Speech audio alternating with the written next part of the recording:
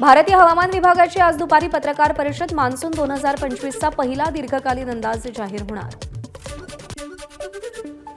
अहिल्यानगरमध्ये वादळी वाऱ्यामुळे द्राक्ष पिकांचं मोठं नुकसान. अवकाळीमुळे शेतकऱ्यांवर उपासमारीची वेळ.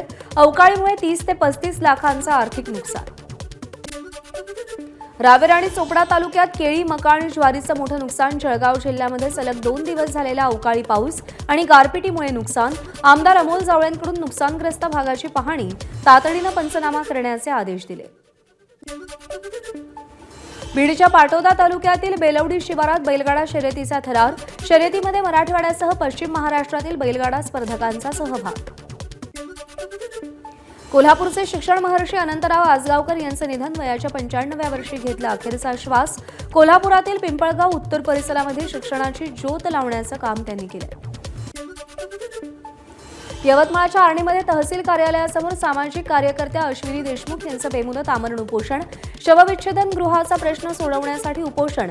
प्रकृती बिघडल्यानं देशमुख रुग्णालयात दाखल. अहिल्यानगरच्या राहुरीमध्ये एका तालमीतील महापुरुषांच्या पुतळ्याची विटंबना. मात्र अद्यापही आरोपींवर कारवाई न झाल्यानं आमदार प्राजक्त तनपुरेंचं बेमुदत उपोषण सुरू. लवकरात लवकर कारवाई न झाल्यास आंदोलन तीव्र करण्याचा इशारा. बीड जिल्हा रुग्णालयात आणखी एका मातेचा मृत्यू. महिलेला आधीपासूनच हृदयाशी संबंधित आजार असल्याचं समोर. सलग दुसऱ्या दिवशी मातेचा मृत्यू झाल्यानं जिल्हा रुग्णालयात चाललंय काय असा सवाल उपस्थित. बीडमधील महादेव मुंडेंचे मारेकरी 1.5 वर्षानंतरही मोकाट असणं ही खेदजनक बाब. मुंडे कुटुंबियांना न्याय मिळावा. सुप्रिया सुळेंची एक्सपोस्टच्या माध्यमातून मागणी. नाशिक शहरातील रस्त्याच्या कडेला असलेली धोकादायक झाडं तात्काळ हटवा. ठाकरेंच्या शिवसेनेची मागणी. पालिकेनं दखल न घेतल्यास तीव्र आंदोलन छेडणार. ठाकरेंच्या शिवसेनेचा इशारा. पुण्यामध्ये प्रवासी आणि पीएमपीएमएल चालकामध्ये हाणामारी. पीएमपीएमएल बसच्या मागच्या दारानं उतरण्यास विरोध केल्यानं हाणामारी. Video viral.